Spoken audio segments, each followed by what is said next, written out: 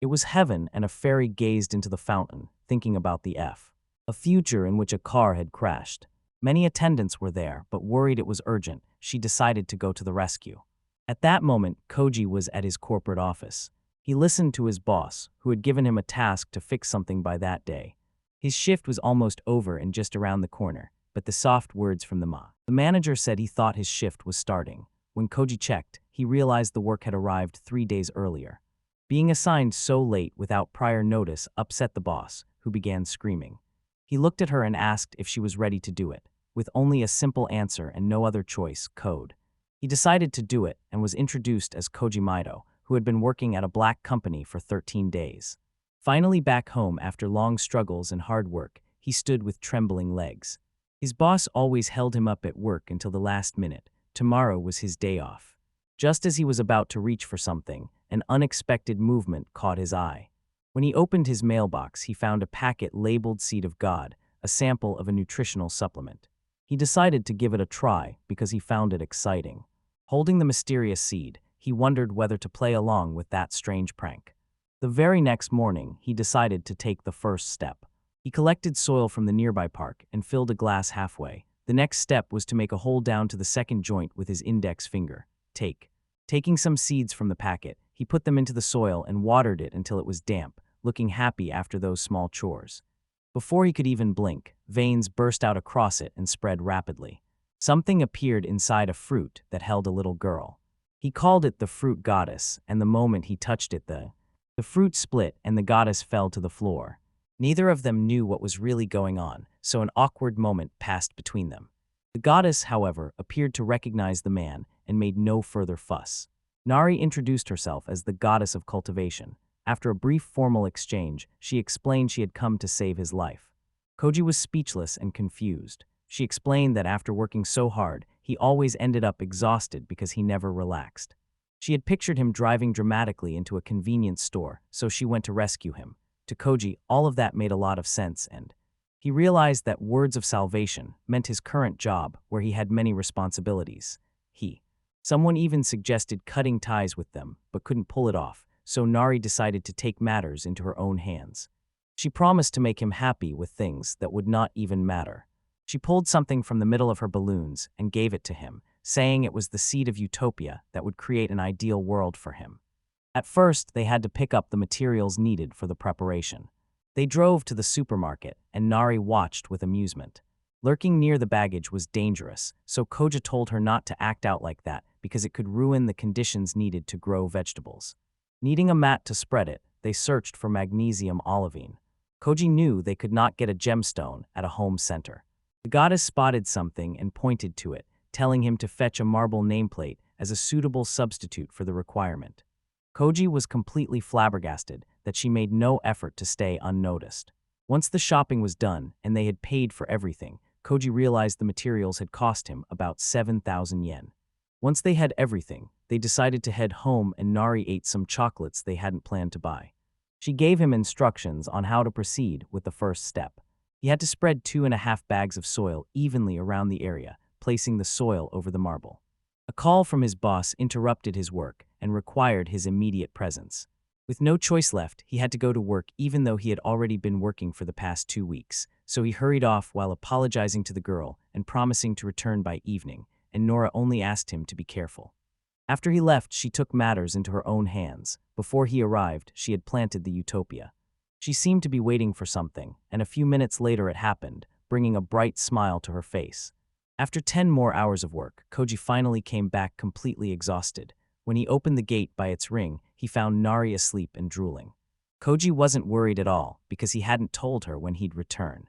Nari wasn't happy because she had wanted to give the boy a proper greeting when he came back, so they decided to do it again. When he opened the gate as commanded, the lady greeted him. It turned out far better than expected. They greeted her with cheers and her face sparkled. After changing into his regular clothes, he found the task was still waiting. He was even more shocked when he reached the spot where he had put the soil and found something already formed inside the dome. The scene revealed rivers, buildings, and a different world. She clarified that she had made it, saying it was brimming with magical power and created with his desires in mind. She was proud to have fulfilled Koji's request and believed it could be changed when he needed it. Koji could not express his gratitude with words alone, so she stopped him from saying more. The lady gently pressed him on the forehead. Clarifying, she asked him to speak directly from his heart. As a goddess, she told him she could easily read her subordinate's heart, but she declined to reveal what she was reading at the time. Remembering the man had just finished a 10-hour shift and must be tired, she hesitated, but seeing Koji eager to learn everything about the exciting world he was about to rule, he asked her to start right away. Nari obeyed the command, started the task, and did a strange little dance. It looked like she was summoning wind magic with a steady chant. Gathering everyone in one place, she told them the magic was moderate and finally voiced her inner wish to go to the utopia with Koji. Suddenly, a bright light appeared and startled him. A moment later, when he opened his eyes, Nari was already much bigger. When he looked at her, he couldn't understand why, so she explained that in that world she would be his size, and her words sounded exaggerated.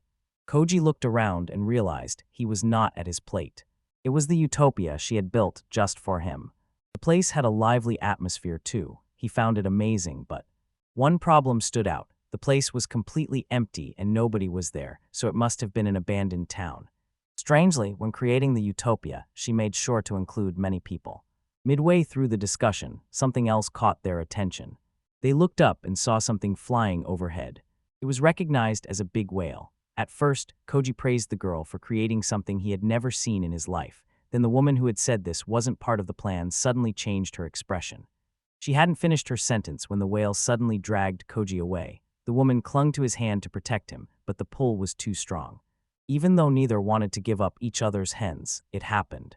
A mysterious whale pulled the man in, something he had never expected. Everything felt wrong. The woman kept screaming for Koji but could not do anything after smalling him, the whale swam away with a sweep of its tail.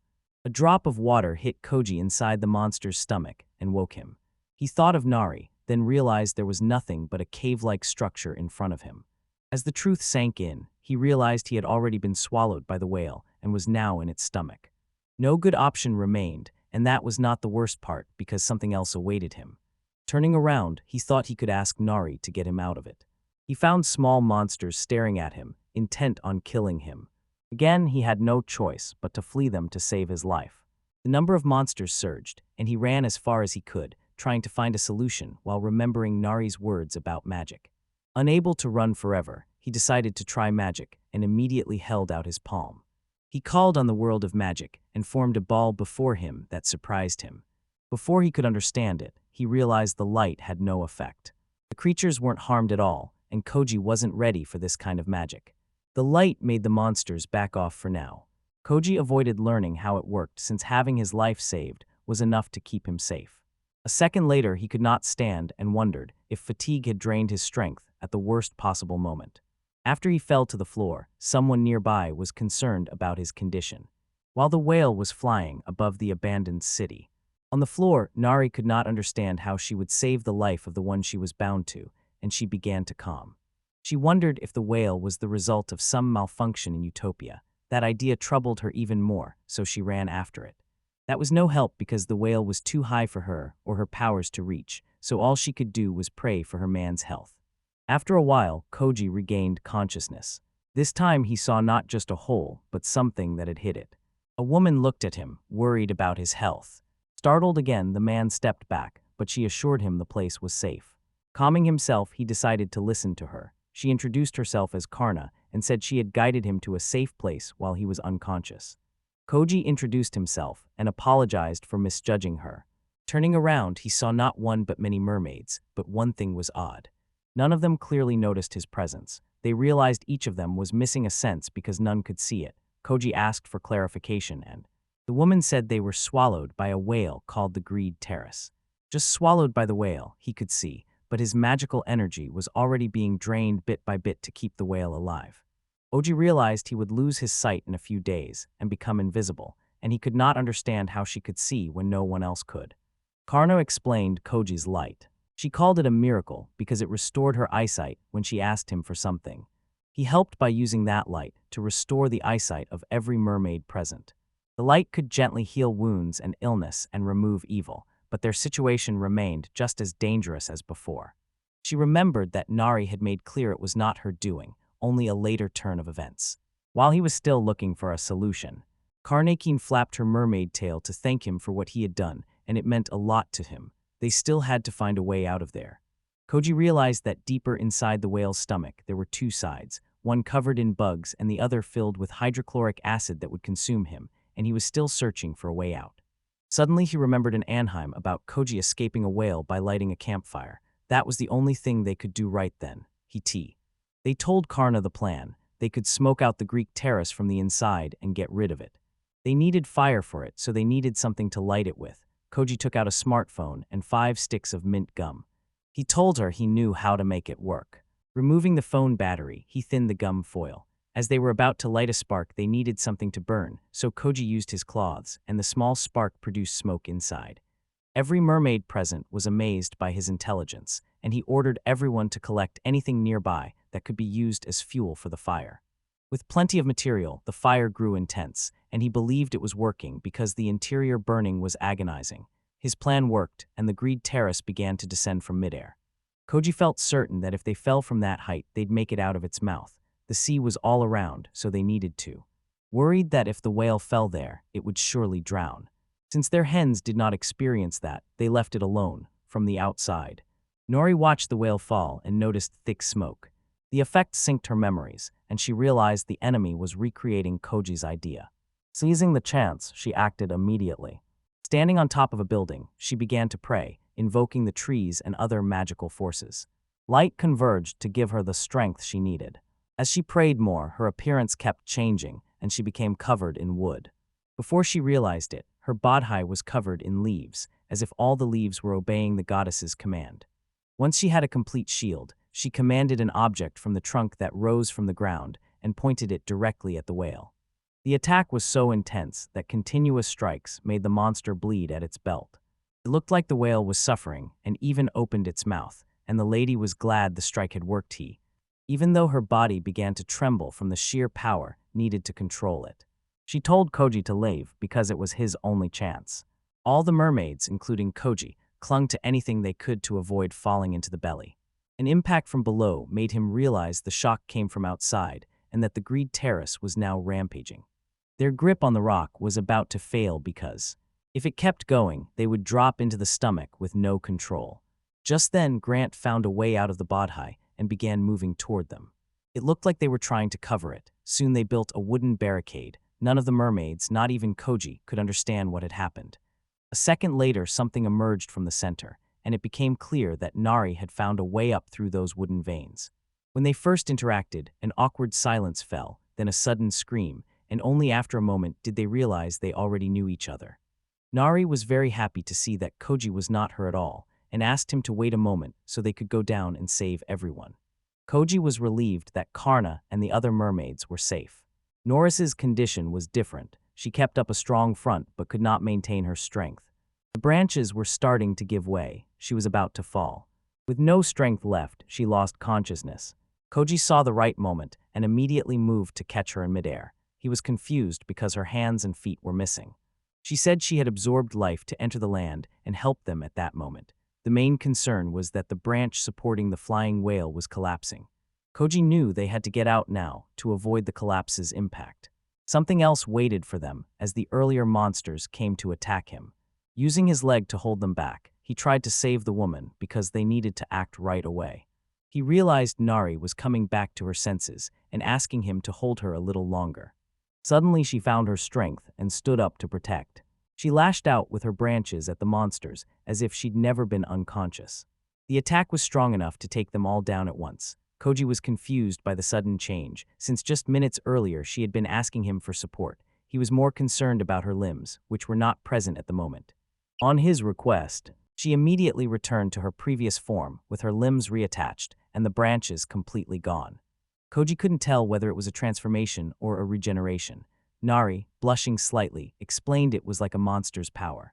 She simply had those abilities. Hoji was surprised, but relieved that the goddess had finally come to his rescue.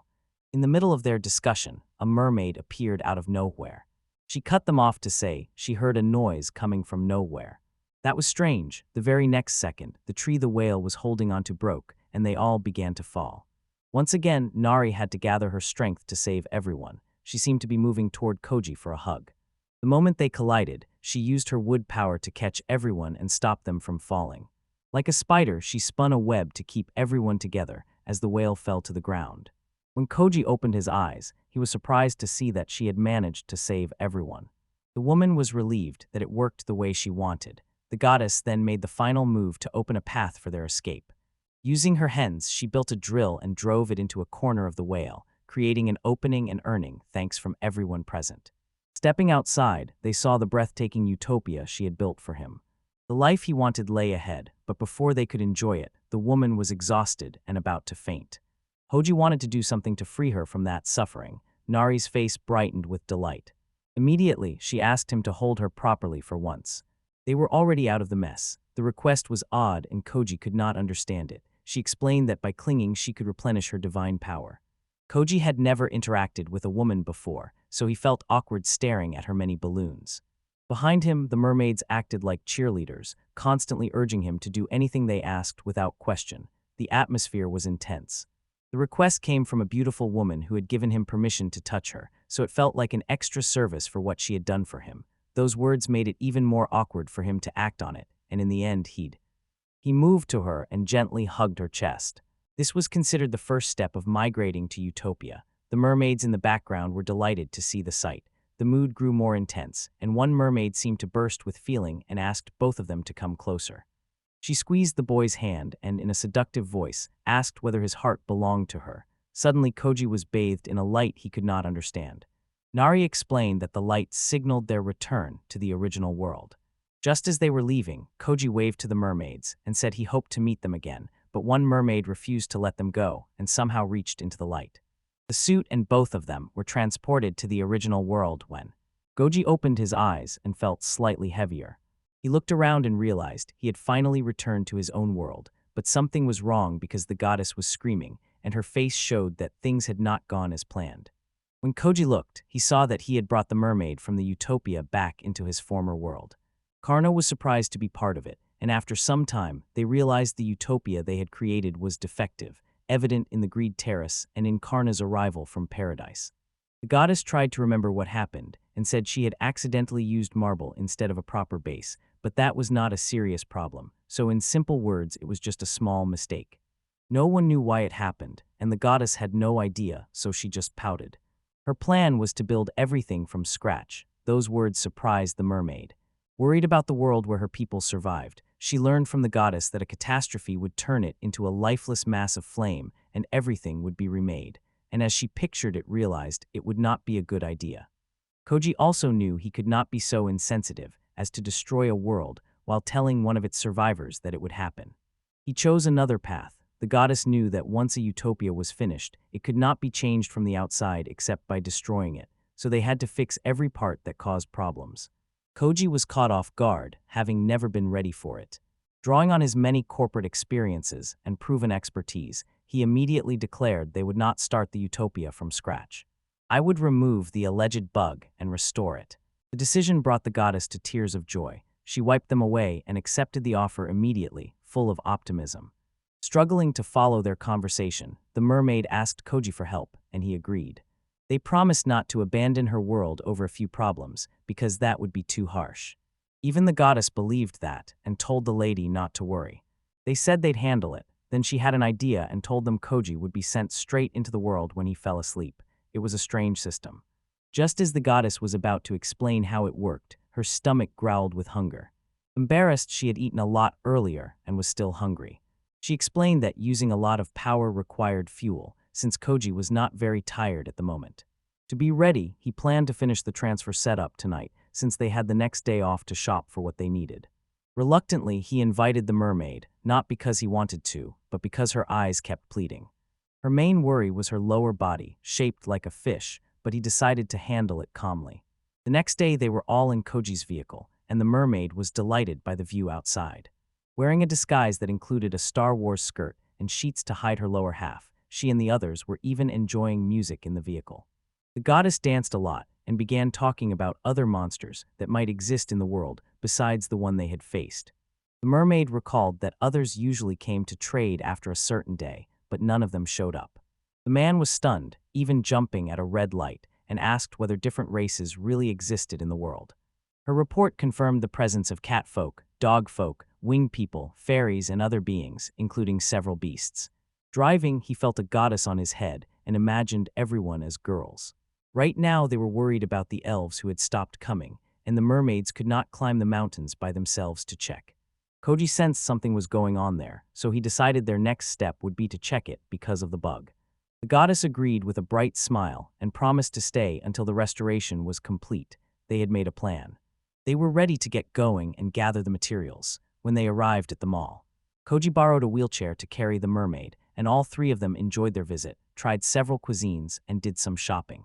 They even went to the cinema, and later he took the mermaid shopping, where the dress she bought looked extraordinary. When they returned home that evening, they were carrying a lot of food. Koji was going to make bacon for dinner, and the others would help in their own ways. While the others were absorbed in their work, the goddess focused on what she had bought from them all for her own purposes.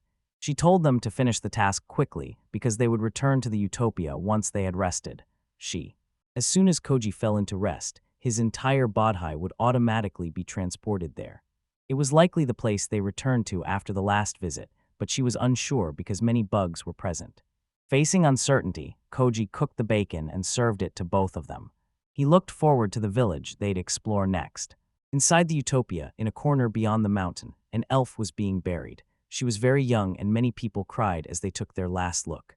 After burying her, he wept. They returned to their village immediately, unaware that something unprecedented was happening there. In the next scene, someone stood a short distance from the village, watching the guards yawn while on duty.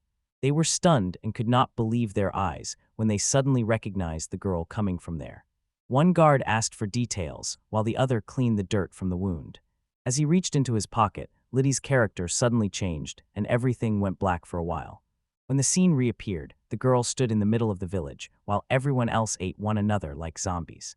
The girl didn't even know, and was in tears over what she'd done.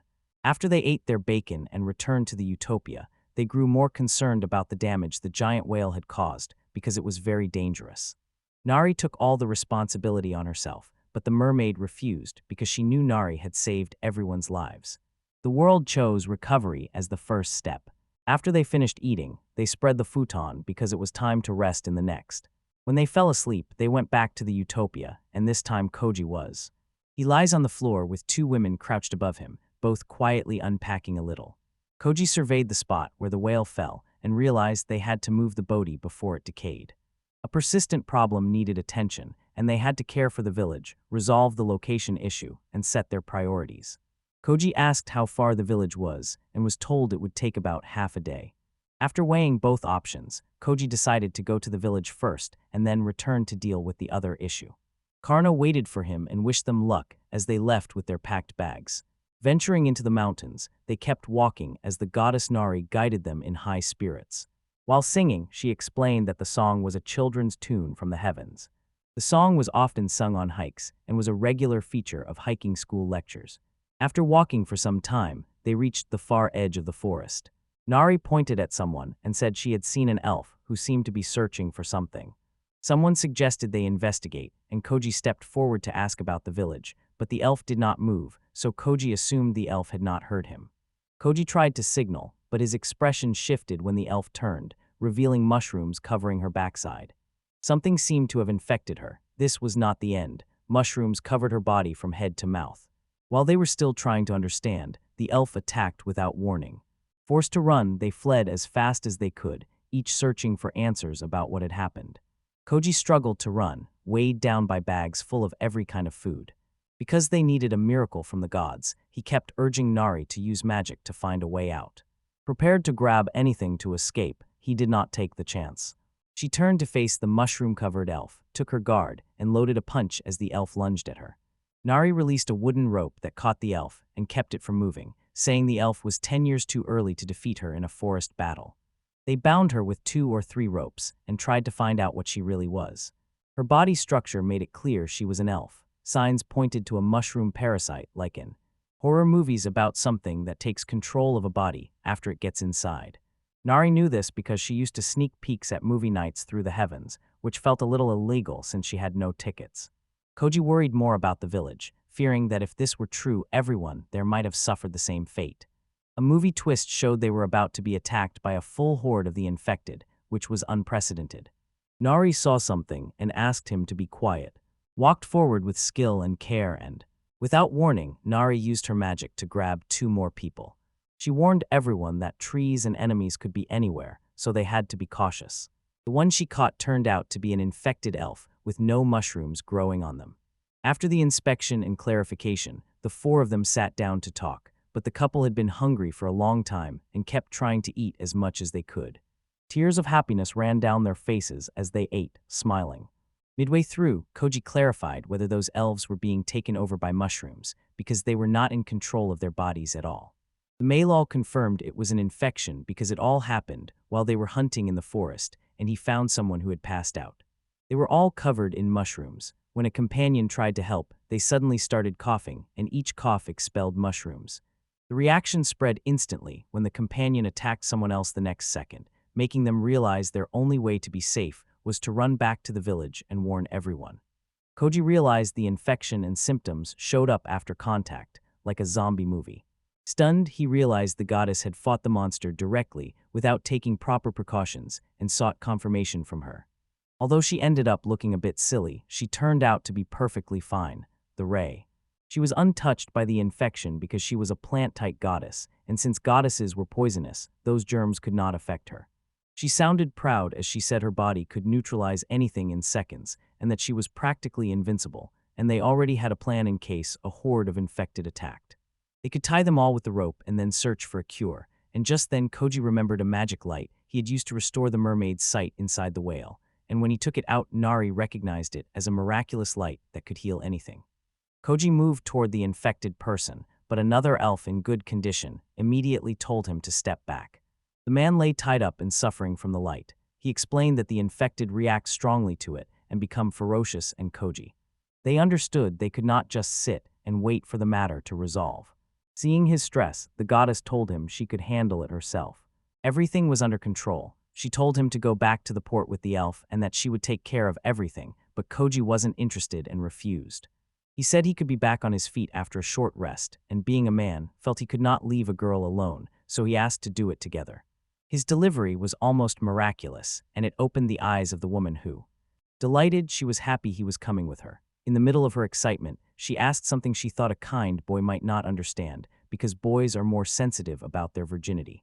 Koji couldn't understand what it meant, and the situation kept getting worse, but he decided not to give up completely. He said it was completely fine for them to be part of it because they had not caused any problems, and though Koji was suffering, he said nothing, and they continued to the village while accompanying the couple. After a long, non-stop journey, they somehow reached the elf village. It was fairly soothing compared to what they had expected. On inspecting one of the bodies, they found it in the same condition they had seen in the forest. The village was full of them, every corner showing the same situation and making it clear there was no chance of survival. They heard a whistling sound from one corner and moved toward it. Believing someone might be saved, they had to cross a small stream on wooden blocks and approach the gate of the house where the voice came from. On the house's lawn, they found a beautiful young girl constantly murmuring in a soft, soothing voice. When they both noticed, they realized she was the lone survivor of the entire village. They approached her posing as rescue workers and asked about other survivors, but the girl, who had spent many more days there alone, said she had found none. Even after days there, no one attacked her, leaving her confused because whenever they tried, they just walked past. They looked at each other and tried to understand what it meant. They concluded that, like in the movies, she might be the immune girl. She was. They couldn't understand those words, but the goddess said that with her cooperation, they could make the medicine immediately. They planned to take a small amount of her blood and alter it inside her body to create and grow the seeds, and if everyone ate the fruit of those seeds, they would be disinfected. That process would take a long time. Nari, the forest goddess, could easily grow enough in a day. Jokingly, she said every zombie movie should include someone like her to deal with the undead. As evening fell, they decided to head back to the port first. The little girl sitting there felt uneasy in her body, tears on the verge of falling, and her fist clenched tightly. As soon as Koji noticed, he moved closer and told her he would find a solution for everything. His soothing words gave her hope that they could move to a safer place and find a solution. Pleased by the words, the girl could not say a word and could only say that it meant nothing. When they reached the middle of the forest, Nari was ahead again. She took care of everyone in the village by binding them to her spell and carrying them all out. For a moment she felt like a pure god in control of herself. By the time her dialogue showed a 10-point increase, it said no one could beat her in the forest and that they were 100 years too early. Koji told the woman she could do something like that, but not remembering the little girl's name, he was thinking of taking her back to the place to calm her down, and he was coughing a little. As they walked on, his condition continued to worsen. As the ship neared the port, he began coughing harder a few seconds later, showing signs of a cold and a possible infection, and there might be 2 people infected. Assuming it was only fatigue, Hoji called for the miracle light to fix it. He noticed the light's color had changed a lot, so they needed to see a doctor as soon as possible. They tried to grasp what lay ahead as the condition could worsen, and Nari warned it was life-threatening, so they had to rush back to the living world immediately. Desperate enough to cut her wrist, she would have offered him a cup of her blood to heal him immediately, but that went too far. They decided to set the plan aside. At the port, they met the couple who had been waiting for them, smiling. Again, when he waved back to them, he began coughing heavily. His condition was getting worse. The very next second, he saw his cough bring up some mushrooms, and then.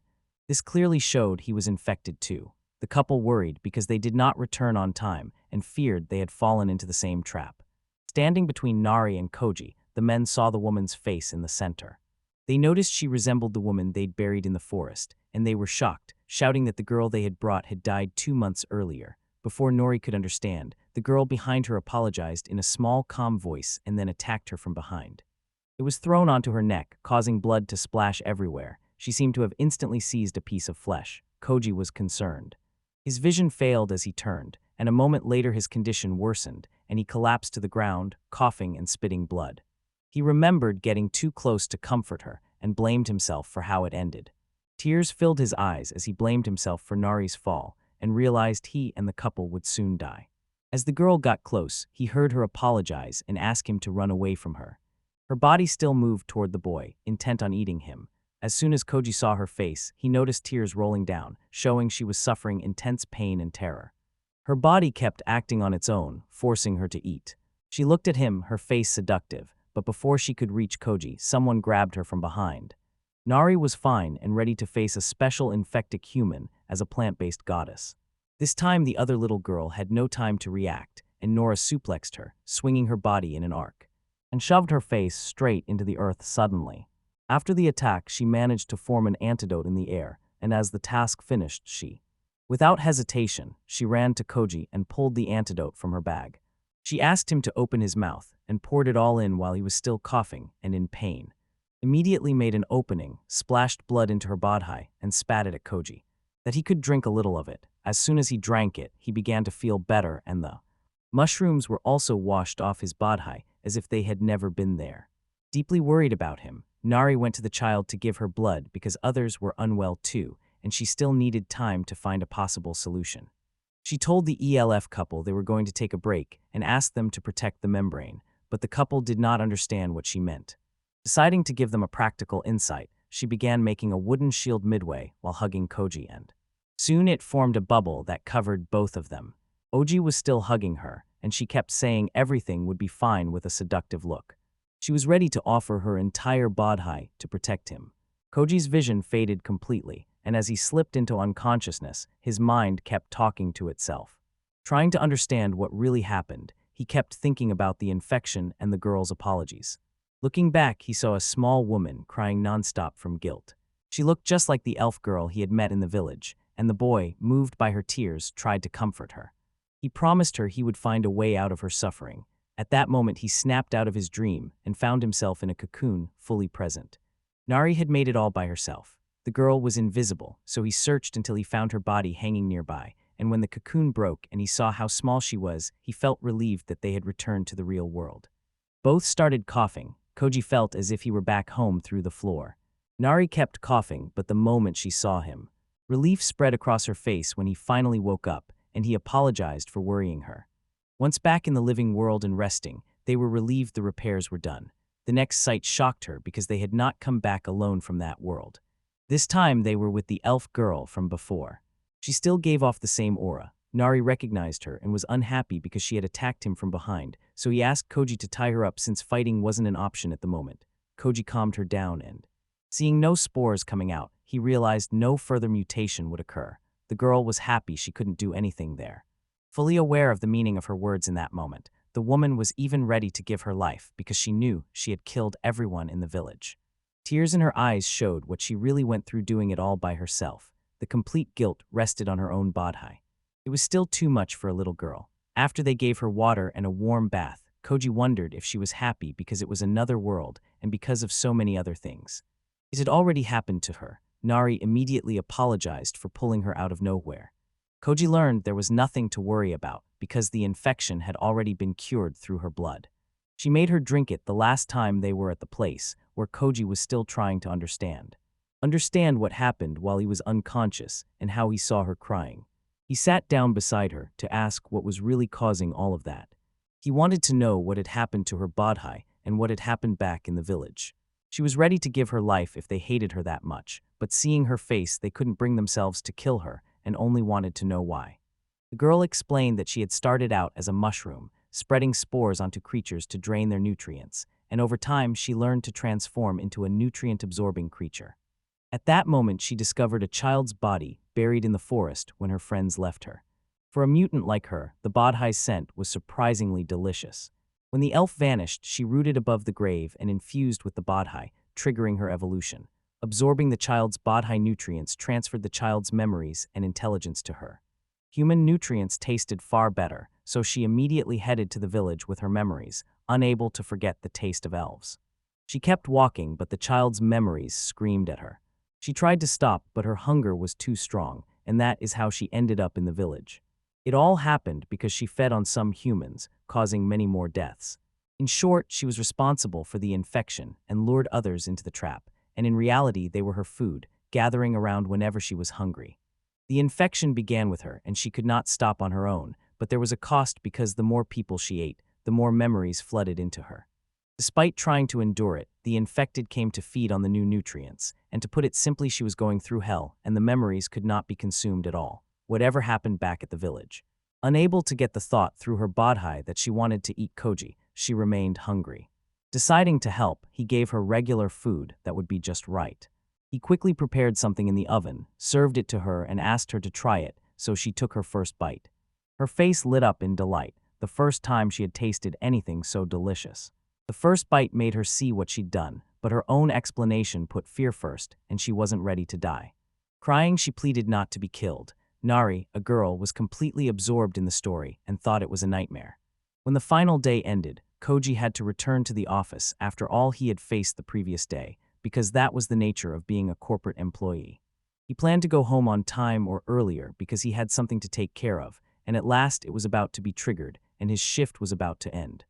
As he stood up from the table to leave, his boss called him over and said he needed to fix all the earlier papers and explain why they had not been done yet. Koji's tone was heavy and harsh when he talked about doing everything he could, and he even said he had to leave early. This time the boss could not deny it. He immediately rushed to the parking lot, got into his car, and drove home. He wondered about the child and Nari and whether they were doing well. Writing, he noticed both of them walking outside and, sensing it was wrong, stopped the car, slipped them inside, and signaled to the person outside that he was kidnapping. Koji was upset that they came out without any information, but when the little girl simply welcomed him back, the whole atmosphere changed. Apologizing for being the one who took her out, Nori called her Chiki, a short name she had given her, a much. The name means happiness in one language. Koji liked it because it was easy to call and had a good meaning, which made Chiki smile and blush on both cheeks. He wanted to teach them not to leave without information, since several things might be waiting. Nori said the real reason they had come out was to have dinner and buy groceries. There was concern that Koji might end up working late too, and they were not ready to spend all that time bored at home. Koji knew they had to do something about her clothes before going to the grocery store. She is stopped by one of the clothing shops, and because her dress is eye-catching, she needs to change into something from their world. He offered to buy her anything she wanted from the shop. She wanted to wear what Koji liked. When he pointed it out, she decided to try only that item, since nothing else would suit her. After changing, the girl felt a little embarrassed to come out right away, but when she did, the outfit looked so fantastic they bought several in a pack. Back home that night, he cooked dinner well. The two girls were taking a bath. After they returned, the rice was finally ready. We were going to enjoy a great dinner. Koji was eating his food with chopsticks and the little girl wanted it too. Not knowing how, she asked the boy to teach her. Koji went outside right away to get another pair of chopsticks. Then he began teaching her by holding her hand from behind to show her how to use the. The scene looked suspicious to Nari, but she was too absorbed in drinking to notice. Once she recovered a little, Chiki handled the chopsticks easily, and having learned how, picked up a piece and offered it to Koji herself because Nari said he would be delighted. Nari was lost in drink and knew he could keep going. She even told me that as their family grew, they were having a kind of fun. Koji also thought the cute girls were the high point. He even offered the little girl a place to live for as long as she wanted, and said he would take care of everything so she wouldn't have to worry. Once again, words from back at the village were reassuring, and with happy tears, she accepted the offer and kept murmuring the word family while seeing a wife for. While Koji slept, Nari lay beside him in a small blanket and wondered what Koji had gone through after so much had happened that day. Out of nowhere, he heard someone ask for his hand, and he was not at rest. In the next moment, someone grabbed Koji's hand, and it became clear. Chiki took the hen straight toward her chest, the bird being entirely unused. Her voice was seductive, and she was ready to let him do anything he wanted, not flinching at all, while Koji lost his composure because he had not expected this, and she was doing it to thank him for what he had done. As the intensity gradually increased, she even, taking off her top while straddling Koji, she was ready to give him whatever he wanted. It was very tempting for him, but her lack of response made her think he was not in the mood. Koji said that was not true and that she knew how those things were done because memories had been passed down through generations. She remembered the last time her granny had taken the village chief's eldest son to do it. Koji wanted a little more information, but he wasn't ready for it. Another strange thing awaited as Nari lay awake and drooling, while Chiki said it had all been her idea, and even though Nari was saying it all, she decided not to interrupt and went back to the other side. The girl made it clear she did not want him to abandon her and was ready to do whatever it took to be by his side. Koji understood what the little girl was going through, so he gently patted her on the head and told her there was nothing to worry about, that no matter what happened she would not be abandoned and they would be together forever. Nari saw him as a playboy, but Koji denied it right then, while he felt relieved by her assurance because she wanted him to like her and was ready to do whatever it took, and everything was going well. At once they told her to put on pajamas because they would return to the previous world as soon as they fell asleep, and the same thing happened whenever they slept. They returned to the world where the cocoon had already broken and the elf couple was still there tending it. The couple grew very worried and questioned his well-being, confused about what had happened when he disappeared and reappeared later. The male elf stepped forward and pointed at the woman. Once again he asked what she was doing there, since that explained why everything happened and suggested she might be infected. Koji immediately stood his ground, saying the girl was completely fine and there was nothing to worry about, but the elf couple would not move because fear showed on their faces. Still apologizing, Chiki believed they would kill her in their anger. Once things settled, Koji got them to explain what had just happened. She then asked Nari to whisper in her ear, stood before the couple, said she had healed the girl and would not harm anyone, and explained that the girl's recovery came from the divine power in her blood. The elf still couldn't understand what had happened, since the girl had been dead for 2 months. Nari had no answers and tried to dodge, saying, "This part may be complicated." While they were still looking for a solution, I saw people coming from the forest, and it was the entire horde of elves approaching, which linked earlier to Nari's magic. The male elf grew more worried as everyone gathered because he had seen each of them infected. But they said they felt fine and were all better. He raised his finger at Chiki again. They said she caused the infection, and when she lost her power, everyone else was cured. In that moment, the elves had no hatred for Chiki because while infected they had seen what she went through to cause it. Everyone knew it. The male elf still could not accept it, since it could happen again when their children faced the same situation. Even though one of the infected tried to explain what had just happened to her, the other person didn't hear at all and struck the little woman in the chest, calling her a monster. The moment the punch was launched, the 3 of them couldn't move.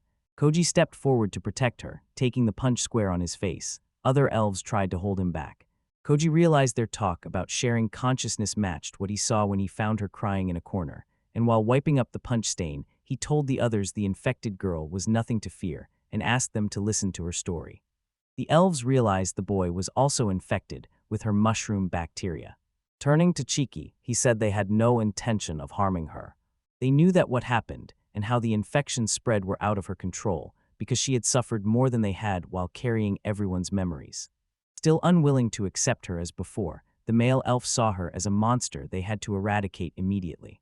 Although they felt some hatred toward her, they did not intend to take revenge to solve things. The couple argued briefly with the woman, trying to convince her man not to worry since the girl was already terrified. Chicky hugged Koji in tears as he apologized and tried to comfort her. He reassured her she did not need to worry because he would take care of her and solve the problem. That was one of the calmest ways to resolve it, and afterward the elf villagers started home while helping the one who had been held in the forest. When they left, they urged the man to return to the port because it was getting dark. On the way back, as they walked through, the story kept unfolding. Noticing Chicky still seemed a little unwell from the way she walked, he asked if she was okay. They took a short break. Chicky did fine, but Koji couldn't figure out how to fix the bug right then and could find the right words to present it as a solution. To lift her mood, Nari said that what was lost was beyond their control and urged her to live happily in the present. Feeling sad won't solve anything and won't change her feelings, so she should stop dwelling on it.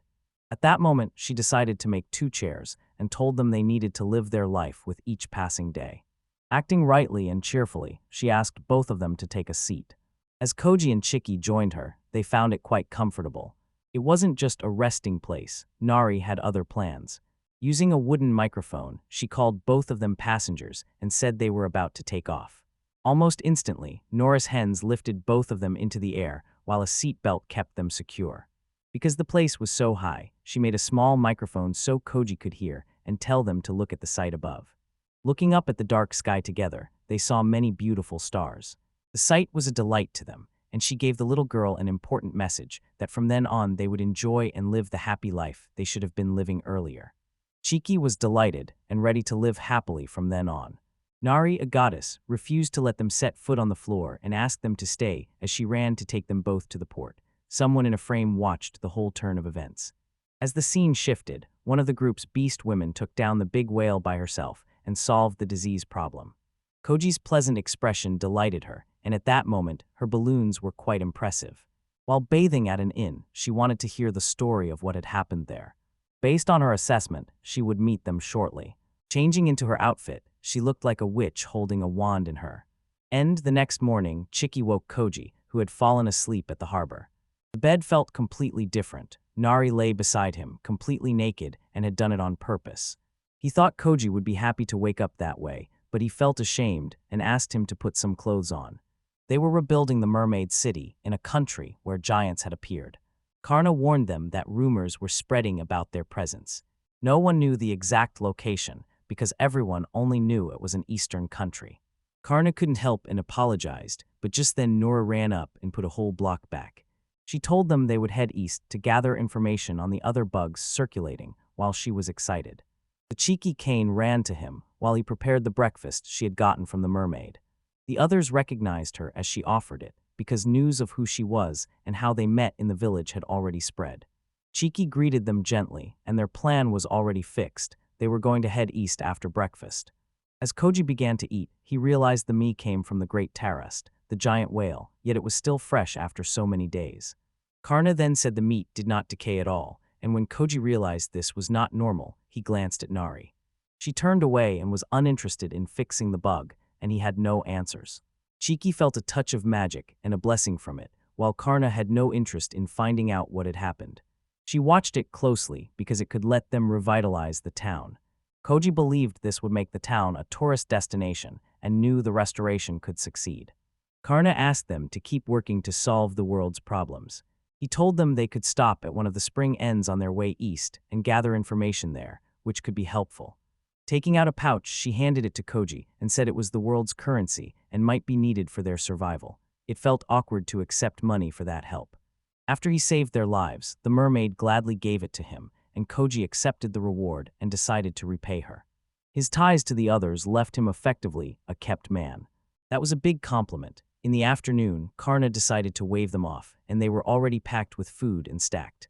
She urged them to be careful. They were going to head to the eastern land where the giant had appeared, and all three looked fairly delighted. Koji was curious about the ending she mentioned, since he had never heard how it appeared in another world. He had once again the image of all the drills beating their motivated Nate.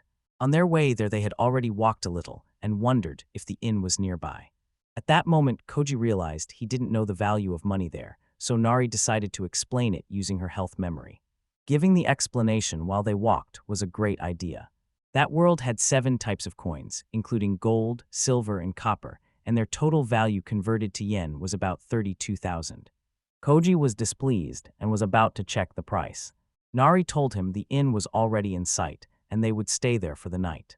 They wanted to enter together. The information was released suddenly. They were excited when they saw what it held.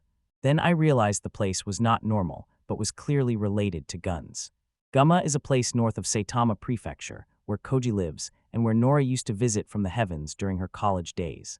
Koji kept vivid memories from there, especially the food and the references, and now they were ready to face it. Even if it was a bug, the first step was to check what was inside as soon as they got in. They realized someone had been attacked and cast out of it by magic. They stood frozen before they could react. They discovered the person was hiding a dangerous weapon, like a sword, inside it, as the witch stepped outside. She murmured that the person hiding nearby and trying to stir up trouble in that sacred gunma had been abandoned. Noticing other guests waiting while Nori stood guard, she clarified that conditions change as required. She explained that the man planned to rob the mermaid city while they were all swallowed up by the giant whale, and his intentions were clearly bad. Not satisfied, she took charge of cleaning up the mess. Koji could not understand what those words meant and clarified that they were not any kind of. He had not yet explained when the brilliant magician said she would not allow any thief or ill-behaved person into the inn. After a short chat and a bright smile, she asked all of them to get inside and booked accommodation for 3 people for 1 small gold coin and 1 large copper coin, equal to 10,500 yen in Japan. As they went inside, the witch began apologizing. She said she had already predicted meeting them in her fortune-telling, though she wasn't sure, while the men were relieved to prove they were not bandits. Interested in the fortune-telling, Nari heard the witch explain that she dabbled in information brokering and used her magic to track those people, especially when it came to subduing the great terrace and taking care of the elf village to solve the problem. Amazed, Koji explained that the people she had been bragging about were actually bandits who drifted into the area while she was at the port acting on her old information, and that others complained about it in a very different way. They waited for the next treatment, and she explained she was the bodyguard of that inn. It was packed with many different races, enjoying themselves at the moment. When they left their luggage at the front desk, the facilities felt less like a problem and more like something that reminded Koji of his own memories of the place. All of them were already very hungry from the trip. They decided to go to the dining table where the witch was sitting with them. They were served delicious meals they had not eaten in a long time, and the witch thanked them for letting her join the table even though she had not asked. The others paid little attention to the conversation because they were praying to the gods before the meal, and since the girl sold information, Koji immediately asked her for anything about the giants appearing in the eastern country, but she did not know much and was only in contact with someone who had information about the city. When he asked for more, she immediately requested a silver coin, saying it was the price. Once granted it, she described the pamphlet in full, saying it contained medical hounds or basic knowledge of magic, and that the price was up to 5 copper coins. It included a hug from her as a free extra, which felt very strange, and Koji was about to refuse, but Chiki shouted in denial. She hugged Koji and made it clear she would be the one with that right. Nari then joined the scene, which Koji did not expect. The witch never saw it coming. Chiki was being mischievous and asked the witch to lower the price, knowing she had made a scene at the entrance. They got a 1 copper discount, lowering the price to 4. Chiki was clearly good at managing the household budget. They handed her the 4 copper coins. They were told the city lay to the east, but it was not an ordinary city. She told them she would give a practical demonstration that evening and asked them to gather in a room after they finished eating. With a wink, she said seeing it was far better than hearing about it 100 times now that they were finally done. At the hotel room they had been assigned, they were given a pair of binoculars. At that moment, Koji was using it to view Kazo, the city floating above the land. People called that place the city's biggest tourist attraction, and the island looked quite beautiful even though the witch had never seen it herself. The announcement sparked a new kind of excitement in the girls, and both of them showed it. They also needed to ask around to find out if there was other work, because it was a tourist spot in another world. Koji also checked with her about what information she had and how trustworthy it was, and they had a conversation that was not disclosed at the time. After breakfast and getting the information they wanted, they decided to take a hot bath. Koji couldn't understand how the fare was set at 20 gold coins for travel to the island for just the three of them, and they could hardly grasp its value, and it would take them forever to earn that amount. Nari urged Koji to calm down and enjoy the time until it ended, since this was their relaxation period and they should just focus on resting their bodies. He understood everything, pushed his worries to the back of his mind, and enjoyed himself in another world. Then a sound came from the other side of the Fingal section. A sound came from nearby. Chiki was completely captivated by the huge balloons, and Nari was busy praising them. Koji realized the section beside them was really enjoying itself. I wanted to take a quick look, but I got bogged down by the issue of the 20 gold coins. A young, muscular man approached from behind, introduced himself as Calvin, and offered him a job. Koji was curious when a crocodile-like creature closed in behind him, asking him to help with their trouble, before he could think what had happened. Surrounded by a group of naked muscleheads, he stood in the middle. When those guys offered him the job, it still felt like they were forcing him into it. He bothered to ask what kind of work he would need to do to be there. They made clear that his only request was to slay a dragon for them. The girls on the other side didn't know what was happening, but Koji could see death staring him in the face. As they were leaving the inn, the witch apologized for everything and asked him for money. It was necessary because she was already under contract there. Koji accepted that he could not take her just for his own benefit. The witch still offered him help from the spirits if he returned before he had any more information. Calvin called him to celebrate the departure planned for the next day. Koji had told people they were the ones who saved the mermaid city from the whale. Those guys weren't ready to accept it, and Nari and the others didn't bother to correct them. 2 days after getting the request, they were already on their way to a mountain with many people following, and although it wasn't official, they had their own motives, so he kept walking while a man called him a savior, believing he would take care of everything. Nari didn't see anything wrong with heading to work, because she also wanted to fix a bug while they could work. At a certain spot on the mountain, a noise came, and Calvin immediately told everyone to keep their distance because the dragging of stones was starting. Nari protected Chiki, fearing her past trauma might resurface, and what seemed like an easy job turned out not to be. The dragon standing before them at that moment was not something they could handle easily. The target was no ordinary dragon, but a powerful dragon stood before them. They had no time to find a way out before the dragon attacked, proving their numbers could not match it. Calvin quickly told everyone to retreat because it was their only chance to evolve. Nari stayed completely unfazed and told everyone to step back because she intended to handle it herself. Immediately, she began changing her appearance to look like a goddess. Covered in wood and other plants, she told them she would find a way out and defeat it. Buoyed by Koji's divine supply, her spirits were high, and the rocky terrain let her draw out much greater strength. Realizing an enemy stood before it, the dragon prepared to fight. She was immediately attacked with stone breath, but she deflected it with her magic and said the attack would not work. She was only getting started, already planning her next moves before the dragon could react. From under the roots, she struck its face with an undercut. When the stone dragon faltered, she seized the chance to break through in a single move. Using her full mental power, she attacked, but none of the tags could pierce its body. They knew the Bodhi was too tough and saw no way out, while Calvin's subordinates praised and encouraged the girl, confident she could do it, and their support changed things because the dragon drew the men's attention. It shifted away from the real enemy it was facing. The dragon attacked both of them with a stone breath, and they could not respond. Koji stepped forward again and used her magic to block the breath, stopping it from reaching its intended target, and after she had protected the party members the monster was attacking, she realized it had already switched targets. Her eagerness to learn more made her drop her guard.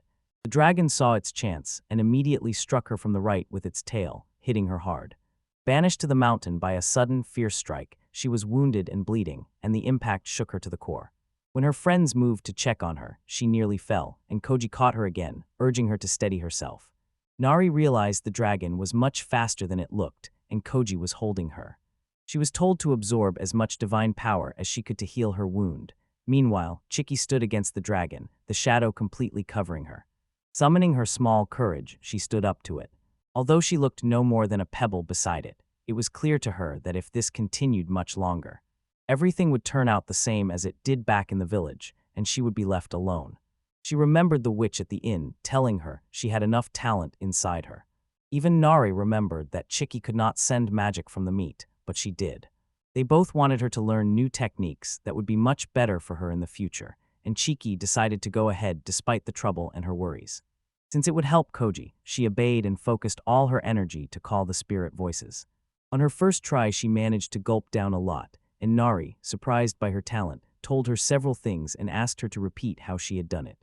Praising her remarkable talent, she said her abilities were more than enough to attain the magic she wanted, and that prayer would be the easiest way. Nari clarified that the stronger the power, the stronger the magic at that moment. Concentrating on prayer, Chiki tried to perform the move to protect her friends from anything. When the dragon lunged, she called on the spirits and struck it with a palm attack. She summoned a water spirit that unleashed a powerful torrent on the dragon. Even her friends couldn't understand how the girl was using boiling water right then to repel it, while Nari looked for an opening. She got it after Chiki's boiling water opened the dragon's tough skin enough to peel. Having learned a lot, she decided to get moving, while Koji remained worried about her body. She turned to reassure him that everything was fine and there was nothing to worry about, so Koji stood behind her and held her to help. He told Chiki to step aside while she kept pouring water. Following the command, they focused all their power, and Nari screamed to create an opening. By then, the piercing her roots had created was enough to break the dragon's thick hide, making it growl in pain, and everyone, including them, was stunned by what they had unexpectedly achieved. They realized that everything they'd been saying since they began defeating the great terrace on their own was not a joke. Now they could see what true friendship looked like. Those people were clearly aware of the move they were making, and they felt a different level of excitement because they had cleared one more level of the bug. They screamed with excitement after completing the mission to subdue the stone dragon. Suddenly, a foul smell and a strange object came from the dragon's body. That thing looked both pathetic and dangerous, a shiny, colorful lump Koji took for a rock, but before he could understand it, the men from earlier ran toward them. Hug Koji praised their spirits and congratulate them on the subjugation. They were glad the rumors about the stone dragon that feeds on rocks were true, and then, once they saw that what lay before them was not trash but rich ore with gems and gold, they realized the true reason they wanted to subjugate it. Koji wanted to split the supplies among everyone, and Calvin, kind-hearted, turned and told them they had defeated the monster by themselves, so it all belonged to them and no one else should get any of it. Koji declined to tell them the achievement wasn't just due to their share of the work, because he couldn't find an answer. The others were firm in their statement, so he turned to Nari. They clarified they would donate half the reward to the dragon-damaged village for reconstruction and split the rest equally among themselves without further discussion. Koji felt proud of the achievement, knowing everyone risked their lives and the results should be shared equally. Those words were truly the words of a goddess. The party was impressed by it.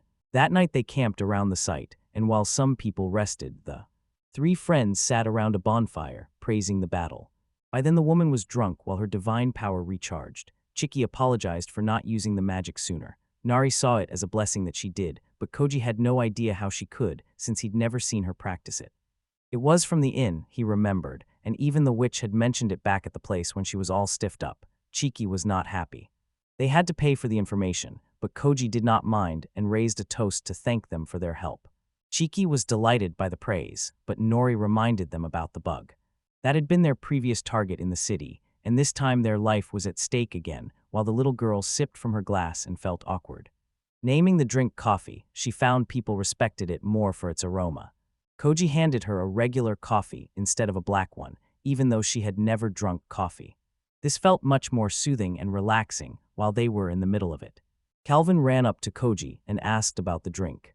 It was incredibly good, and he wanted to sell it in the city where demand would soar and they could make a lot of money, so he stayed interested. Calvin seemed more interested in the source of that thing, but Koji could not reveal anything about the other world.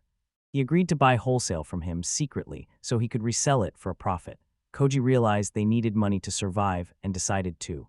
He talks with his friends to reach a decision, then goes into the tent. Nori had heard everything and then suggested she use her power to grow the coffee like coffee farmers. She had her eyes on the fortune, which would give them the travel money, but the only. The idea stalled because they didn't know how to do it, so Chiki stepped in to help. He told them there was a faster way to handle the demand if they brought it from the other world and sold it to him. The idea was solid, but Nari felt uneasy knowing Chiki had a better idea to counter hers. After they agreed to whatever he wanted, they called it the Great Coffee Peddling Operation. Thrilled to start the business after coming down the mountain, Calvin was told by Koji to wait because it would take him a long time to get it, and he wanted the supply timing to be perfect, and while Koji was thinking. They appeared out of nowhere when he returned, and at first they startled Calvin. He was launched back, and Koji could not give any information, and could not return to the real world once again after fixing a bug. Once again he felt heavy, and it looked like he had an unexpected companion with him. This time it was Calvin, taken against his will. Nari began explaining again, as she always did when a guest arrived. After the scene ended, Koji realized it was already morning, and he had to rush back to the corporate world to work very hard to survive, and as he hurried a call came from a coworker at the office he told him something the people in the background could not understand. The next second he jumped and screamed at the unexpected news, and as the call ended Nora ran to ask what had really happened. The boy, his face sad and blank, said that his company went bankrupt. The news shocked everyone in the room. It also failed to make clear that Koji was now unemployed, and the others could not understand the words that kept being used. We remember the bankruptcy notice on the office door announcing the company's closure, but it gave no reason. The boss was not in any condition to talk about it. Walking there was something he had done for as long as he could remember. This time he wouldn't budge at all, because he had already moved into the world he wanted. After a while, he returned home. Everyone welcomed him with smiles. He delivered the final news that the bankruptcy was real and that there was nothing to hide. Nori found a better solution because the boy was spending a lot of time for little return, and he was glad they had plenty of time to fix the bugs, genuinely calling his work a salvation. He believed he had to keep working because she had something else planned for his future. He was shocked and wanted a little more, but she refused to tell. Calvin was not interested in any such conversations. Stepped forward to ask him to continue with what they had been discussing the other day, and since everything was settled. They headed back to town after stocking up on coffee for the trip. For the second time, he climbed into the car, and they walked outside toward the supermarket. Calvin was stunned by the buildings and the machinery. Koji explained the car ran on gasoline to power the wheels, and they were moving at high speed. That world was much stranger than their utopia, he said, and he needed to make changes to get more people's attention. They took him to a purchase shop, while Koji went into a gold shop. He opened a marketing shop to raise cash, then after selling the jewels used the money to buy a large stock from the shop, which proved fortunate. With enough money to buy a mountain of coffee, they decided to hurry. Calvin was interested in the thing, but all those guys knew that in his current condition, they could not take him directly to the mall. They decided to take him up an escalator to a shop in the mall, which surprised him. They changed him into the country's typical clothes. The outfit looked good as the girls checked the others and liked them. As usual, they decided to go to a restaurant to fill their stomachs, and Calvin enjoyed the food he was eating. He liked everything, including the pork, while Nari, as always, tried to eat as much as she could. At last, they reached the food market shop, where everything was stacked and piled high, and Calvin was surprised that the country had indoor markets. His eyes were also set on the sauce he had just tried, besides the chance to travel around the country more when they went back to get the stock. He knew he could not stay in one place in Utopia, but when he told him about it, he suggested using the box he shared with his coworker, and Koji clarified that it was only available in that country. Shocked, he paid for it out of his own pocket, telling them this would be useful at the reunion. In fact, the bells arrived, and two people sat behind with a ring, and both did a demo so they understood how it worked. Calvin was relieved to find something that would keep them connected for a long time, even back in Utopia. When they brought it again, the conversation finally ended. Nari disliked that the boy had brought magical items into the country. She asked Koji not to use those materials in that world, because a commotion there would earn her a scolding from her superior. Nari knew the superiors watched everything in the other world, and that could get her removed from the job and sent back. Callan told her they should be careful not to reuse it and should make sure they understood the requirement, including the sauce. When they left, market officials went ahead with the purchase and bought a large amount of stock. They had to go back and forth to bring the materials to the apartment, and by evening they chose sukiyaki for dinner, which looked fabulous. Their number grew from 3 to 4, and they enjoyed their meal. After finishing, they stepped out onto the balcony to talk, and Nari said Chiki seemed to be enjoying the moment too. Oji realized they had enough coffee for now, and the possibility of Calvin coming to Sky City felt reassuring. Curious about what restoration had already been done to the Utopia, he wanted a concrete example of how rewarding it was, even though fixing bugs was fun. Nari knew such a thing could only be done after the inspection began back at the heavens, but there was a problem. Her tone made it clear there would be no problem if she solved it herself, but if she returned to the heavens to consult, they might replace her and change her assignment, and another god would take her place. Although Nari knew this was the right way, she made clear she wanted to be the one to care for Koji.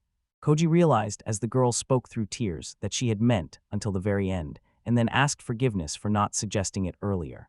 He was ready to go without any more explanation, because it was his responsibility to go with them until the very end. A rush of excitement swept over her, and she jumped toward him because of what he had done. Knowing the next day would be busy, they returned to the Utopia and went inside to rest. Koji carried huge luggage, filled with all kinds of materials that they were going to sell down the mountain, and he was struggling to get the car down. Calvin wanted to handle the job for him, but Koji decided to do it himself. While Chiki drank water from her fingers, they were added. A familiar voice reached them, and the witch had returned on her broom. She came down praising the others for defeating the stone dragon on their own, finished her bodyguard contract, joined them, and decided to head up to Sky City. With someone interested in joining, Koji was glad to have another companion he could trust completely, so they decided to head to the Sky City as planned. Which could be seen from there. Back in the city, inside one of the castles, a woman arrived and called Bella in a formal tone. I tried to tell her the city would surely fall at this rate. Bella already knew. She backed onto the table, stood, and looked out the window where the island's disturbance was at its peak. People saw this as a curse. During their visit, they rode an elevator heading straight toward the city, and the sky seemed eager as the elevator rose higher and higher. Calvin was glad those guys got straight to the point. Nari came to the rescue again, using her magic to get them there easily. Koji wanted to know the real reason the witch decided to come to the city. She clarified that her job was to sell information and that she valued their company more. They talked for dozens of minutes, and at last they reached the top of Sky City, where a fairy-like creature welcomed them. Koji grew more curious about the place's current state as he got closer. Stepping out of the elevated camp, Koji was breathless at the sight before him. The city looked stunning and was even better than they'd heard. Meanwhile, the witch admired the scenery. Calvin, the only one who had visited the place several times before, told them the city was ordinary and they would get a better view from there. The information was astonishing, and as Nari looked at Koji, he realized they had to fix the bug and decided to move on into the city. Chiki, however, was dazed by the elevator and no longer enjoying it. At the market by the inspection gate, the woman from earlier was tasting the coffee and found it delicious, and Koji told her he was only there to sell it and meant no harm. The woman recognized Koji as the representative of everything and leaned in to whisper that he could have a bit of the coffee for free. That would let him enter the city without any problems, otherwise he would have to wait at least half a day. Although it sounded illegal, Koji was willing to give a sample because they had 23 bags. They could still make a profit, and he understood that, so he decided not to refuse. Once the price of the coffee was paid, an island permit was granted. They all went inside after she saluted them, as if they had been invited earlier. Minori felt uneasy that others were waiting while they went inside, and Koji had no interest in telling them about the bribe he paid her to make it happen. Alvin realized he had handed over some of the reference samples that let them in and asked Noria about it. Koji clarified that it was the first time something like this had been brought into the land. A sample was needed, and the men were ready to return it as an apology. Relieved he had not lied, he felt calm, and Nari felt reassured by his clarification, convinced they had just been lucky and nothing was wrong. A guard welcomed them at the main gate when they entered the city. As soon as they arrived, they saw it was packed with people. The town felt more pleasant and welcoming than anywhere else. Shopkeepers pushed souvenirs hard, and Nari wanted to buy some too. After they found a place to stay, Koji decided to take a stroll. Shiki even called her a glutton. Always trying to find a chance to travel, she still seemed hungry when she saw the food stalls at the location. Flushed, she wiped away the drool, but the guys seemed to be joking. It was a bit embarrassing for her. The three ladies chatted and argued a little, which looked cute. Later in their walk, they paused at the jewelry store where, after examining the material, the merchant offered the jewel for 28 gold coins. Nari was pleased with the price. Koji realized that even after deducting Calvin's share, they still had enough to cover the prepaid tickets, so they wouldn't have any problems. That day's location was Rainbow Wing. To accommodate a party of 5 people and 2 horses, they decided on 2 rooms, one for 2 men and one for 3 women. They were also ready to set up an extra bed for the child, and Chiki did not understand. When they pointed, it seemed they were singling her out, and she pouted in anger again. Inside the room, Koji rested and found it much better than staying in a tent, while Calvin got ready for the next day before going to dinner. He told him his complete plan. His plan was to fix the bugs in Sky City too. Koji could not find any specific bug there, and Calvin also could not recall anything unusual from his last visit. Relieved there were no bugs, he knew they could truly explore the utopia this time, and when a knock came at the gate, Koji went to open it. They found the girl from before had returned with a guest, a beautiful woman named Bella serving as the city's representative. Koji did not expect a guest and looked surprised, asking for immediate clarification while showing excitement about the powder she called coffee. A mild dependence had formed, so she decided to detain the representative for selling an addictive substance. It was. The change was sudden and harsh, and within minutes Koji was behind bars. At the inn, Calvin ran straight to the girls' room to tell them that Koji had already been detained. Nari was shocked and added that the island's representative had come into the room and made a fuss about the coffee given at the checkpoint. The witch decided to act and get him out because they did not want their friend arrested for that. All 4 rushed in angrily to reclaim their master once more. Back at headquarters in the interrogation room, Koji shouted for clarification because he was not allowed outside even though he had passed the examination with no problems. They said they had prepared a relief plan to address the oversight. They told him that although bringing addictive drugs carried the death penalty, they had a plan to avoid it. Rather than just walking away, he asked about it and learned the girl wanted to know the location. And the dealer who sold them the coffee. The situation grew awkward because Koji couldn't reveal anything about the other world, and her words made it sound like she was scouting it for a business plan. There really was nothing wrong, and he wondered, since they knew it was only a mildly addictive drug, why they wanted to confiscate even more this time. He was too modest to say anything more. Her companion told him they needed to be firm and say everything honestly. The words came out of nowhere, and she began crying and kept screaming without stopping. Apologizing for whatever she had done startled Koji. He even wondered what it all meant and learned that the girl was truly broke and had been in dire need of money before. Before he could make another move, the interrogation room was blasted open by magic and Nori entered. He thought the person sitting in front was the culprit and was about to attack. Koji asked about the situation, but he did not know either because the girl kept crying and would not say a word. Once things settled, they decided to move to the meeting room and sat around a round table. Oji learned that the Sky Island's anomaly was causing the city's financial collapse and decided to bring it under control. The place used to be busy with tourists, but it has not been that way for the past 6 months. An unexpected issue halted their operations and quickly drained the budget. Many reports described messes that required immediate repair. These problems came from a tremor that shook the city and caused damage. It all happened on another island, and no one was there at the time. Since they had moved the staff to the main island, the cloud completely engulfed it. This looked like a rigid plan, meant for the day people disappeared from the island. Because the city relied on tourism, the land beyond the mountains and trees wasn't kept just for scenery, but was used for repair material, and Bella kept crying because she needed money while labor costs were skyrocketing. Bella had a flashback to the fallout from her predecessors, starting the tourism business 5 years ago, and month after month the council members blamed her for everything, though they calmed down a bit. She begged Koji to tell the coffee supplier and help them, but Koji realized the problem was just a bug that needed fixing. He then addressed the root of the problem, which went beyond securing funds, and asked permission to investigate the land. His meaning was hard for her to grasp, but Nari stepped forward to introduce herself as the cultivation goddess, which would resolve the anomaly. They even gave examples of how they had cleared the case in Elf Village and Mermaid City, saying it all to win that girl's trust and use it. Her delighted face made it clear she saw them as the city's saviors, and Koji and his team realized they were indeed on a mission at that moment. They planned to start investigating the island's bug the next day. Tears in her eyes, Bella kept thinking they had really come to rescue her. The next day, they boarded the carriage bound for the Sky departure and arrival terminal. From there, they could see what was happening to the city. Because it was completely covered in clouds called the Dragon's Nest, an enigma was affecting it. Calvin noticed something odd in it and told them there were no rainbow koi. They were considered giant fish that lived by eating rainbows, shown in rainbow colors, and legends said anyone who saw them would have good fortune.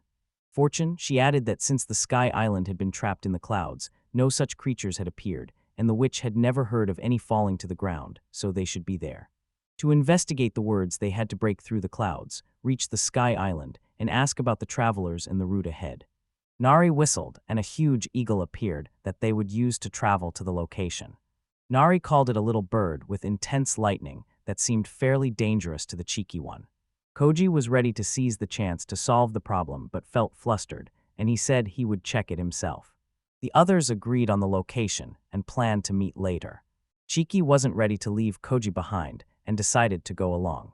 After seeing their bravery, Calvin was ready to step up because they would save his world and would not hold back when it mattered. He asked the man to share his reasons for joining the company as a travel companion, not as a partner. The witch was pleased. Laughing, she offered herself to Koji, saying she might come in handy when needed. With everything planned, the Grand Hawk was ready to carry them all in a cage. With the ladies on guard, they ordered everyone to be ready. The plan was to ride the Grand Hawk, while Nari used her magic to carry herself up to the Sky Island and grab the basket. Later, the hawk would drop the basket from the sky, and while they deflected the lightning with reflection magic and used Nari's absorption powers, they planned to board the Sky Island. The original plan was for the Grand Hawk to fly them directly to the island, but the magical barrier made controlling it impossible, so it was a desperate measure. Throughout that time, the woman prayed for everyone's well-being. Suddenly, the plan changed, and everyone sensed trouble. They realized what was really happening. Bella saw the rainbow fish trapped inside, and they couldn't escape it, and knowing that when the ball dropped it would cause serious trouble because the reflection magic wouldn't work well, they went ahead with the plan. Through the well, they told the lady to lower the cage to the spot where it could be pulled, then work to get onto the island. That, like Nari, was fired up, and so were the three who refused to budge when the plan was announced. Confident, she ordered the Golden Hawk to carry out the command. The ball plunged at breakneck speed, and everyone seemed to have lost consciousness. Only Chiki and Nari are awake, checking on everyone else's condition. Koji woke up to find everyone had made it to the Sky City and was mostly safe. The island looked impossibly beautiful. They remembered it was all because the witch reflected the magic with her own power. Accepting the praise gratefully, she felt proud to be her student. They began the investigation by asking the woman if anything unusual had happened before the clouds covered the island, and learned the castle was the most suspicious.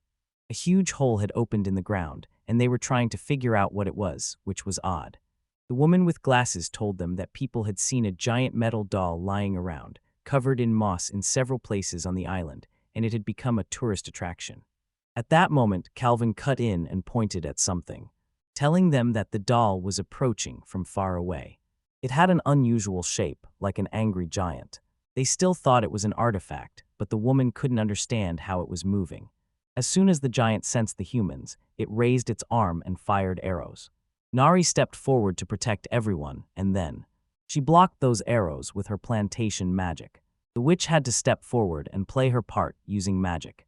He crushed that monster with lightning right away, and it worked well. With the stone gallant on the ground, they did not notice something waiting to its right, and they continued praising her for doing everything quite forcefully. Another giant came straight at Chiki's side, catching her off guard and leaving her unable to react. Everyone realized they had to use an incantation, because Calvin would have trouble reaching and protecting her while the monster was too close to attack, so this time Koji stepped up and struck the monster right on its end. He shouted that he could not do anything for his Chiki girl, and Chiki felt embarrassed by that statement. Calvin seized an opening and cut the monster in two. While checking if everyone was okay, Koji hurt the right side of his hand blocking that punch. He twisted it, telling them everything was fine and the girl was okay. They assumed only two creatures were present and about to attack them. Nori explained their count was wrong because many more were coming from the front, so it was definitely more than two. Koji realized his bear punch wouldn't work there, so he immediately asked the witch to take command, but she knew she could only use her magic 5 or 6 times because of her limited physical and mental strength, and that it would kill her. Unaware of what lay ahead, they failed to notice the monsters already in position to fire arrows at them. Nari stepped forward to protect the others with her plant magic. She told them to flee toward the city where she knew a shelter, and she confirmed they could run that way. Nari held the plantation shield while everyone ran, telling them not to lead the side. The guards suddenly realized the others were trying to run away, so they changed tactics. Trying to fly ahead of them was bad because they were in command at the time. Believing they needed to do something else, Nari asked Koji to give the divine power from behind immediately. As the divine power was replenished, she did not use her magic to knock them all down at once.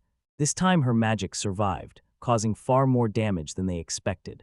It did not matter at the moment, because during the commotion, one of the giants had found a way out and was about to attack them with magic. Nari didn't notice it at first, and when the monster suddenly attacked, she risked her own bodhi to protect Koji. This time the damage was far worse than they expected. That move stunned Oji for a moment, and the girl cried in pain from the sudden attack. Feeling a little unwell, she could not care for everyone even though she was a goddess, and they were completely caught off guard. Many monsters were still attacking them, so the witch decided to do her part and use her magic 5 or 6 times to protect them. Once they reached a place to take shelter, they decided to enter the tunnel. Koji lifted the lady in his hands and ran as fast as he could while protecting her from any further damage. Calvin immediately slid the door closed to make it safer. Using her lightning magic, she immediately sealed the gate with rubble to keep the monsters out. The same thing happened when those giants stayed behind. Someone in the control room watched everything and was unhappy that the entrance had collapsed and that they had entered the castle from outside. Because he called them invaders who had ravaged their lands and warned them that they could not simply escape. Inside the tunnel, both users were in severe pain, and Koji used his magic light to heal the woman suffering most, ready to grant the divine absorption power again. Chiki clarified that in that situation, they could not just raise their absorption because it would stay very low, and the only solution was for them to live together to make it intense. However, However, the lady did not understand or realize this at all. It was hard to deny that the most effective option was to absorb divine power, and Koji couldn't yet picture the woman that way and wasn't ready for it. Still searching for a way out, he heard the lady explain that a deep quiche would also restore composure in that situation. Thinking it was a good, easy idea, he decided to try it and immediately took a deep breath, giving much deeper quiches while fully indulging in it. Meanwhile, Chiki didn't like it. Calvin shielded the young girl's eyes from it. Soon, Nari fully recovered from the pain and was glad she had moved up a step as someone bigger. The happiest thing for her was that it was with Koji. Chiki felt a bit left behind by what she couldn't achieve and planned to discuss it later. After some time in the tunnel, they slipped into the castle by removing a tile. Reaching up, they uncovered a hidden passage into the castle and prepared to explore it, and inside something they had never expected awaited them.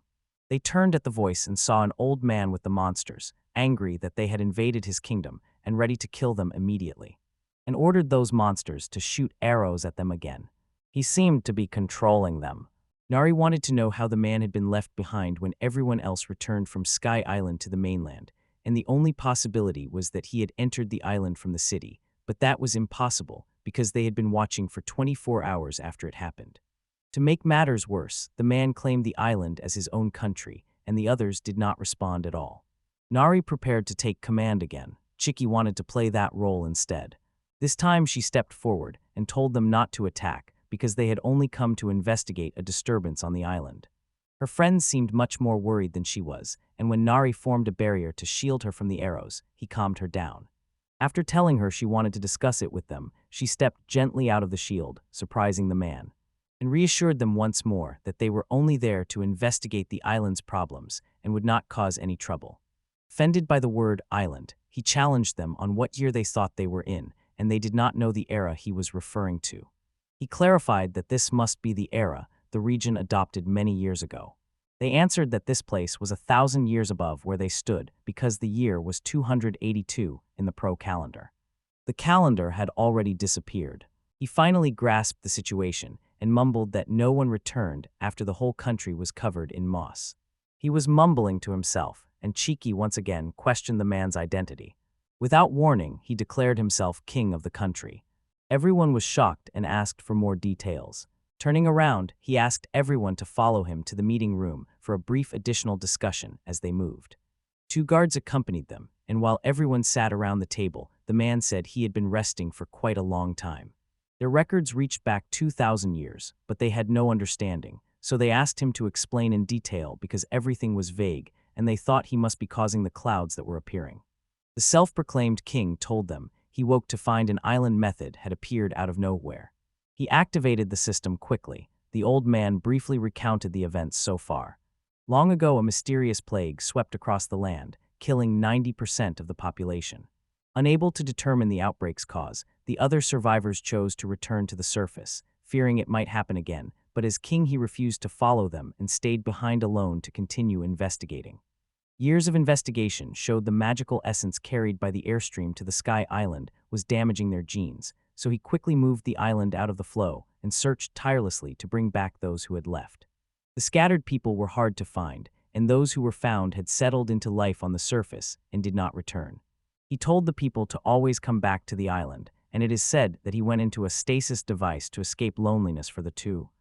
He set it to activate the moment any citizen returned, but he never expected to stay asleep for 2,000 years. The machine was so glitchy it didn't activate when people from the other realm entered. In short, the clouds they had just seen outside were a defense system. He also kept the robots, which switched the mindfish into intercept mode as part of the system. The next statement shocked everyone, because earlier the fish had acted as airborne weapons charging the enemies, and he realized it was only the witch's magic that had saved them, otherwise they could have been dead by then. The woman was unhappy that he took that step because she thought he could have contacted others on the island and made the situation better. The king did not understand and called the invaders who were trying to enter the country with armed forces, but the invaders had no idea what he meant. To show them the proof, raising his wand, he projected a hologram showing how many people had entered the place, which was surprising for that level of technology. He said the footage was from 172 days ago, and the clear image convinced him those men were trying to invade the country. Letty explained that this was the research team sent to investigate the vacuum phenomena, and the king acted out of concern when he activated the defense system. Nari told the old man to look closely and understand they were just bystanders with no ill intent. After the area was expanded, access to the island was restricted because of an investigation, and the tourists became hostile while armed soldiers tried to calm them. Realizing he had been wrong not to review the footage and, at Nora's request, they agreed to deactivate the defense system so they could discuss it with the neighboring island and continue using the island as a tourist destination. The neighboring country was also regarded as part of Sky Island Kazo. Unhappy about giving up his country, the king decided to live alone, but Nori reminded him that doing so would leave him without any help. A king with no citizens would be as empty as a goddess with no one to save, and she explained that many people in the neighboring country depended on his approval to survive. He should think it through and decide to live together.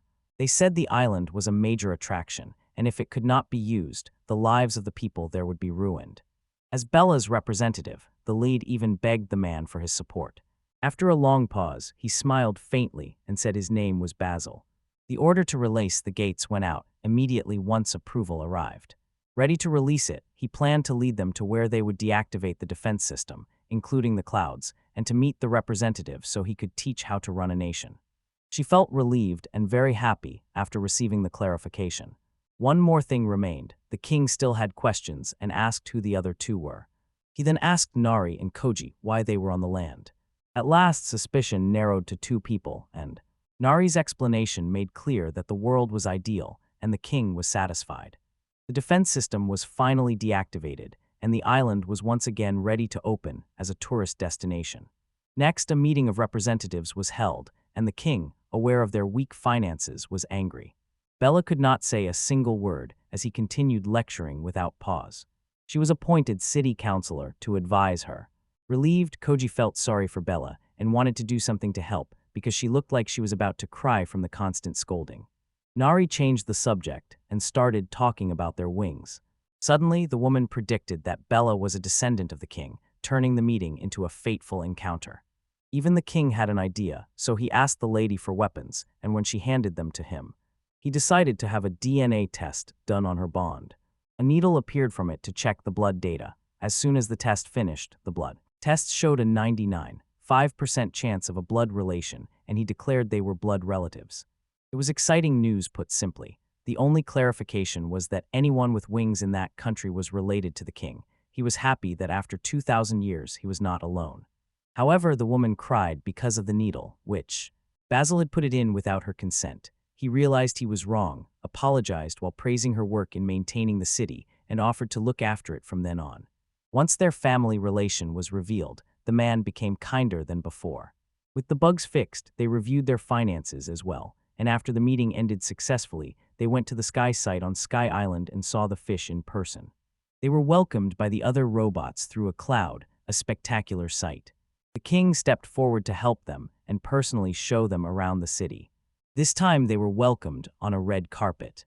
With everything going well, they decided to take a picture to make memories. After it was done, the king thanked Koji for coming to keep the city connected to its people, believing it was all thanks to him.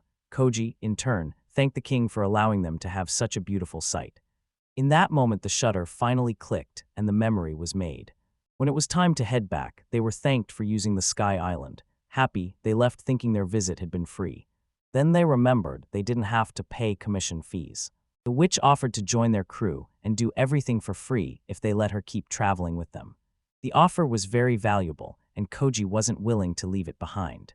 Once everyone in the group confirmed, they were ready to go with the team to the next destination, which looked like a lot of fun. Chiki approached Koji to talk and asked if she wanted a sincere conversation about last night. Koji looked confused and suggested postponing it, but she led him to a particular place that felt spooky, like a shop where he had to enter a specific room.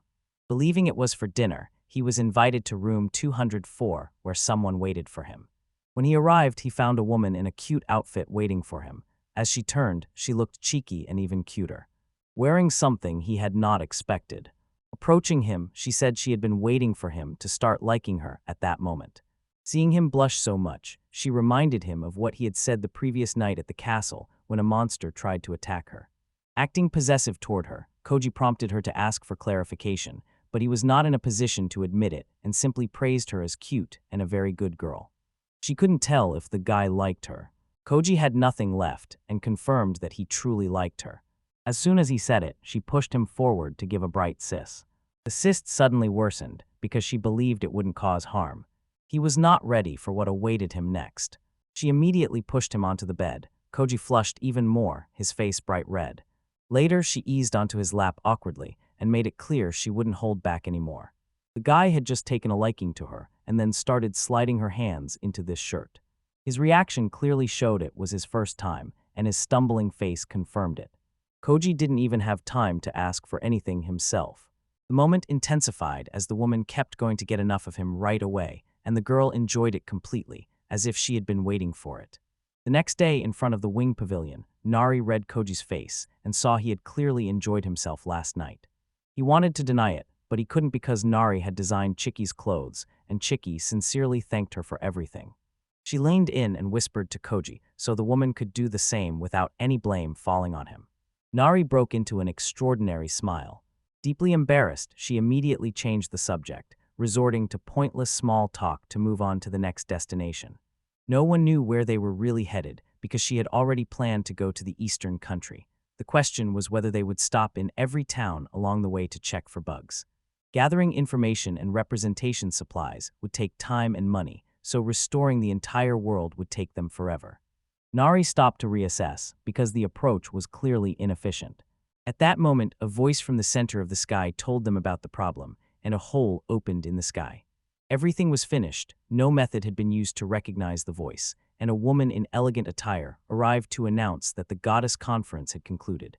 Hoji thought she was Nari's boss. Introduced as Lady Sophia, she carried very large balloons and was there to talk with Nari. Hoji was puzzled by her presence and asked for an explanation. At last he realized the day had come when they would be saved from life-threatening dangers by a reassignment. Angry that the goddess had been taken and reassigned, Calvin shouted that Sophia was not in a position to make that decision. Although they were in trouble, they could still find a way out. The witch thought the same, and Chiki refused to let her take Nari under any circumstances. Sophia apologized gently for the rude behavior of the goddess they had sent. She said it was just a story about a savior and the saved and wanted to move the discussion elsewhere. Waving her wand over the floor, she told them she had been watching their every move. With the destination still unknown, she had come for a purpose, and when he explained there had been repeated failures, she was not surprised by arriving and was ready to accept the reassignment. Koji cut in, saying they'd handled all kinds of bugs so far and could fix it if Nari stayed, and he was not in favor of changing the goddess. He said he could do this only because of her and no one else. As soon as he spoke, they were already in a distant place, soothed by a gentle breeze. Sophia clarified that she had never intended to be there for reassignment. Her tone shifted as she said she had come to give them a scroll, and when they opened it, they found a map. The map had bugs marking the locations they needed to visit. Sophia explained that because Nori had taken the issue to top management, they decided to give her that part. Only it helped them by providing the carriage, allowing them to focus on restoring Utopia. Sophia clarified further about changing the assignment.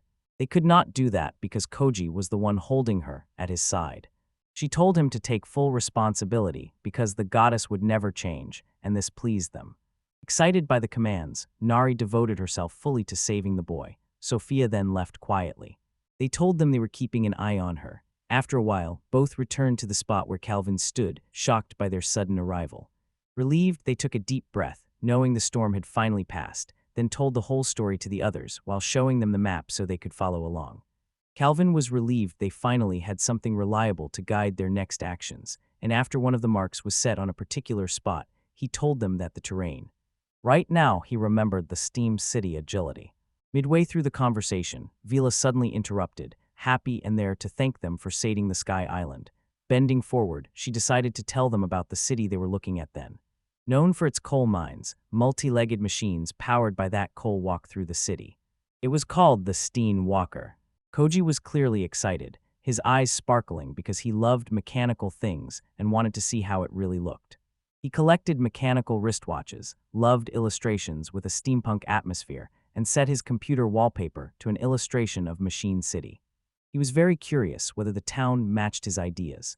Bella offered to help carry them to the location on the Grand Hawk. Koji accepted the offer without hesitation and was delighted, even holding the hand of a woman no one else loved. He asked her to send the Bella reunion to its representative. She explained the reunion bell could not be used in that town, so they had to send a messenger who had to wait a few days, which was awkward, and the messenger was sent with the letter like a pigeon. They enjoyed several days for the reply in a facility Bella specially provided, and it was extraordinary. A transfer issue happened at the site, but the commotion was settled, and they finally decided to leave. They were all launched through the Grand Hawk, which was set for the location, while people on Sky Island waved them off. On their way back, they saw enormous mountains. Nari noticed the scenery change and the light rain, while Bella commanded them from the Hawk and handled it well. They worried for her as thunder rumbled and rain fell, but the witch knew she was safe because the lightning spirit was not nearby. She could tell because the wind spirit was telling her, and from their position they could see that the lightning spirit was making a fuss on the other side. Koji hesitated about how the spirit looked in the city as they reached the top of the drop point. And as they reached back, they were released to the ground. They headed straight to see the steam-powered mechanical walker. They could just see it at the main door when a woman came out and recognized Bella, whom she had not seen for a long time, then noticed the guests with her, and Bella introduced the woman as Mia, the representative girl, who already knew how they had saved the life of Sky Island and about their journey solving the city's strange happenings. Hoji offered a gentle greeting but asked him to stop, reminding them the rain was heavy and they should go inside. Bella finished her work and decided to take the Grand Hawk back to the place. Her friend even waved them back. Koji decided to come and tell her, while showing a picture of the island, that he would return there again whenever he had time. Feeling emotional, Bella wiped away her tears, wished them good luck on the journey, and told them they would be awaited. Those guys were in the carriage as the steam walker moved forward on its own. Shown the map, Sophia identified it as a mine marked in red. The town had supported itself through coal mining. However, in the 2 years before she became representative, a thundercloud kept forming over the mountain just outside town. A massive coal seam lay there, but frequent lightning kept people from approaching, and the mine still produced a few coal byproducts for its workers. Workers' assessments showed the coal there would run out in a few years, so the relic excavation team planned to reuse the iris, ancient machines, and other materials. In those areas, they sometimes found factory-made items buried underground, and they used them to build steamwalkers. They were trying to find the cause of what was happening inside when Chicky pointed toward a spot. The message said there was another mark, likely the lighting spot, which was awkward because there were 2 marks in the same town. The protagonist examined how even the witch had noticed and mentioned the lightning spirit, and there was also a bug mark on the ruins, but despite his high hopes for the town, he could not understand the cause of any of it. Continuing their walk through the steam walker, they finally arrived at their destination and were welcomed into the city where they lived. The protagonist looked at it, eyes bright with delight. He was pleased to find it exactly as he had imagined. Full of steamwalkers, the place felt like a true steampunk world to him. They looked up and he saw a dome-shaped object in the sky. The protagonist tried to use the magic ball to contact Bella. It wasn't working at all, so he told them to go to where they would stay, Sophia's house, which had spare rooms and... Being with a big group was fun, everyone was happy, and she was glad to help in many ways. Excited to be there despite the bugs, the protagonist wanted to explore as much as possible. With work to do, Sophia left the area on the steam walker, arriving at the excavation site among the ruins. After hard work, the surface came into view, but the layer was very hard, and even reaching that spot had been difficult. Several drills and walkers had already been lost. They encountered something astounding when they found a dome-shaped. They found something unexpected beneath it and wondered what was buried there. In the rainy city, Nori spent time helping people as payment for the end. As a plant goddess, she gave them whatever they asked for. In the room, the witch told the protagonist they could not use magic. She had wanted to tell him before they entered, but she couldn't because a magic barrier covered the whole city. This prevented them from connecting and using magic tools at that location. The witch felt useless for a moment, but Cheeky stepped in to say that was not true. She had always wanted to be there, and her dog ears looked more attractive. The reassurance felt awkward, but the witch found it adorable. At that moment, others arrived and said the emergency patch had been applied successfully, so they could investigate the bug themselves.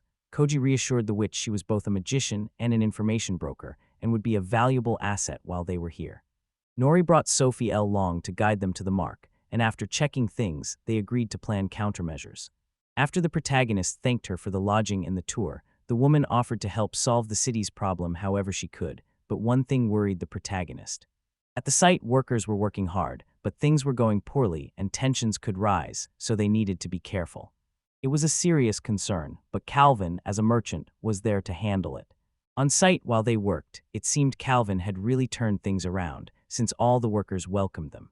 Once things were settled, they decided to look into the bug, which surprised Sophia. Earlier they had looked very stern, and it was thanks to Calvin that they were being treated well. Nori knew from the modern world that because of that man's negotiation, the inspection would go ahead smoothly, and without that negotiation, it would have been impossible. They surrounded Calvin in a good mood, while he offered them coffee they found delicious. Arriving at the spot in question, they showed the dome-like structure and noted it clearly looked like it was made of a different material than the other mining structure. The material was so tough the steam walkers could not mine it, and it was unclear if they could dig any deeper, but even with the machines available, the team could do little. Nari volunteered to light and help dig it out, even though it could take a while, because she believed she could do it. Sophia was stunned to learn it was such a difficult task. Nori praised herself again and put them at ease, saying they must not underestimate the power of plants. She decided to plant a dense stand of bamboo-like stalks beneath the relic, so their growth would lift the entire structure. Convinced plant growth could break through concrete and lift the ground, she realized that if Noria was behind it, the entire surrounding area might be pushed up to the surface. Confident in the plan, they went ahead, and Nori first spread the roots from a spot a little way off. Be cautious, Sophia wanted to stay for a while and asked them to change their plans and not set up there, which raised concern. Suddenly the witch stepped forward, inspected the lightning strings, and then went. She informed the protagonist that she was heading to the Sky City for a short time and asked his permission. Urgently, she said that toward the mountain with the huge coal vein, she felt a thunder spirit was watching them from where they stood. A persistent sense told her she couldn't use magic there, and the protagonist let her go to investigate the connection she might uncover. Intent on using Bezel's powers, the witch planned to summon the thunderhead and lift the lightning spirits gathered there above those in the mine to learn why this thunder spirit was causing such chaos.